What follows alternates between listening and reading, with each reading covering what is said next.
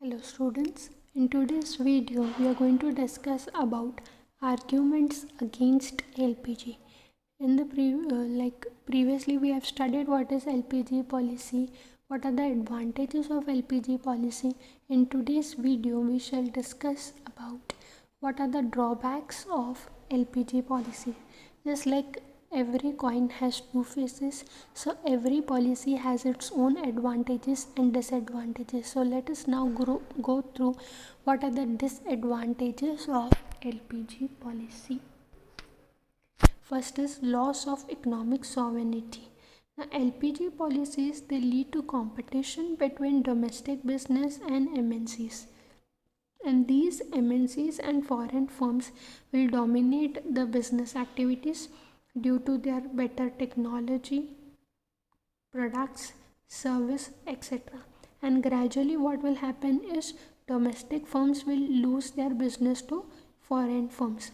Control over the business and economy will pass on from the domestic firms to foreign firms, and this will lead to loss of economic sovereignty. Best example for this is East India Company. Now this East India Company had come to India in 1600 just for trading, but subsequently what happened is they took control over entire India. So when LPG policy is opening the doors of our country to other countries, then it is trying to create competition between domestic firms and foreign firms. Now foreign firms, we know that they come from developed countries, and our country is yet a developing country.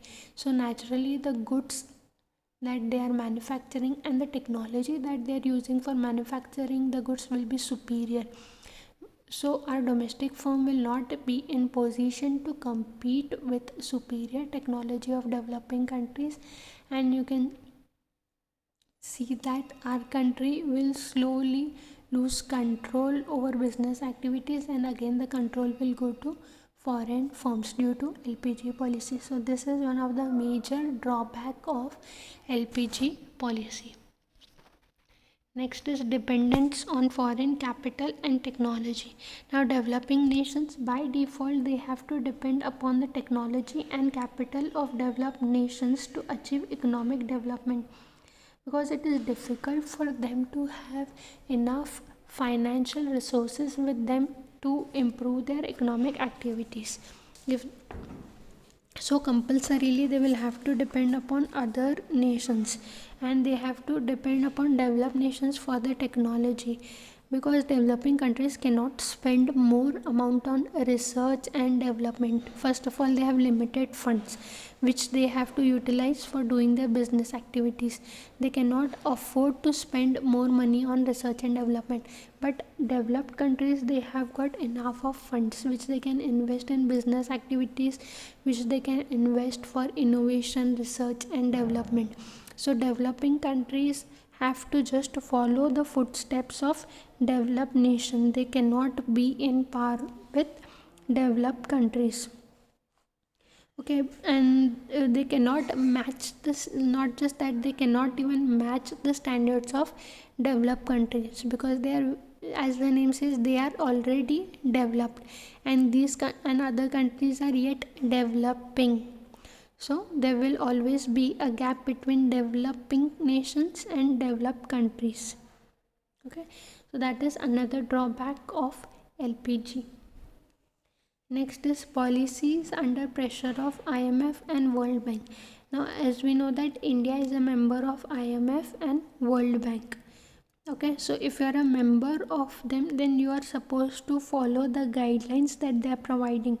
It is said that developing countries have adopted LPG policies under dictation of institutions like IMF and World Bank.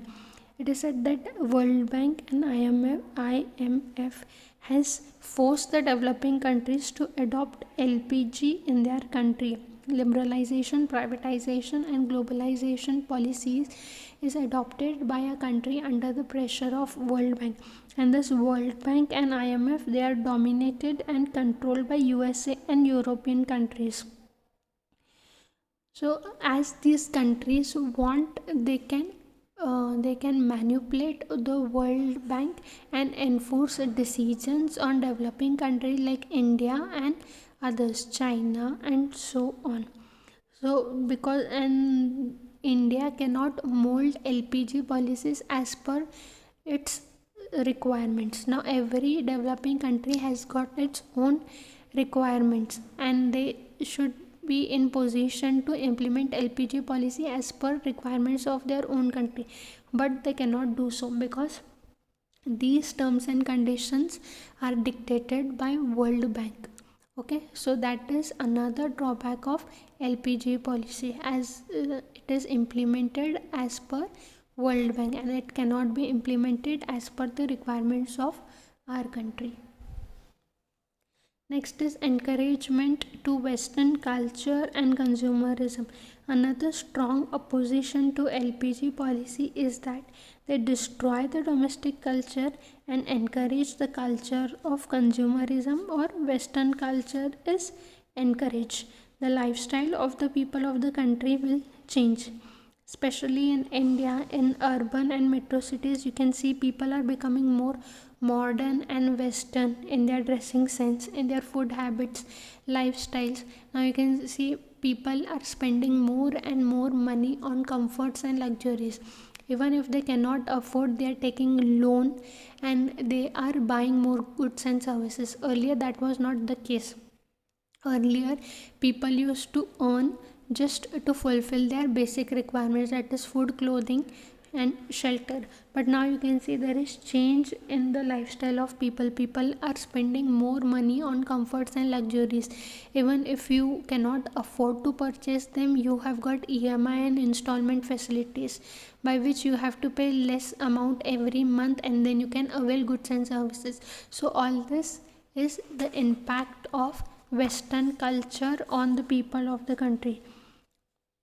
Okay, wherein people are spending more goods on comforts and luxuries. This is all because of LPG. Next is more divide between rich and poor. The gap between rich and poor is going on increasing due to LPG, because rich people will have more opportunities to grow and then become further rich as they are educated and they have got enough of finance in their hands, so they can use this finance and grow.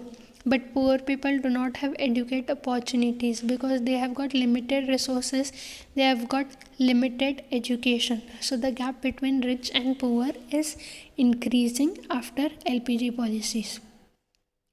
Next is lack of social commitment. Now the policies of LPG, if you see, they are more favorable towards rich people of the society. More importance is given for production of comforts and luxuries which are consumed by rich people in the society, but the requirements of poor people are not taken care of. Economic activities are geared to meet the demands of affluent in the society. Now see, only rich people can spend on comforts and luxuries. Poor people will just try to satisfy the basic needs. But if you look at LPG policies, you can see that there is growth of manufacturing industry, there is growth of providing more services. Now all these are consumed by whom? They are consumed by people in urban areas, not by rural areas. So you can see LPG policies is biased. It is giving more importance to rich people of the society and it is neglecting the needs of rural economy. So that is another drawback of LPG policy. Next is disregard of rural economy. Now LPG policies, as I told you, they give more importance to urban economy. Industry and service sector receive more importance, and the basic sectors of the economy like agriculture and small scale industries are neglected. Our LPG policy is urban oriented and the problems of rural people and the society are neglected.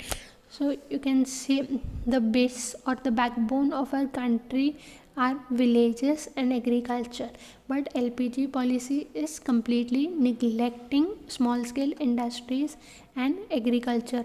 More support and benefit is given to manufacturing and service sector, and this manufacturing and service sector will fulfill the requirements of urban people. But what about rural people, which consist of majority of the population of the country? So LPG policy is not properly implemented, or it is not suitable for the country. So these are the arguments which are against LPG policy. With this I conclude for today.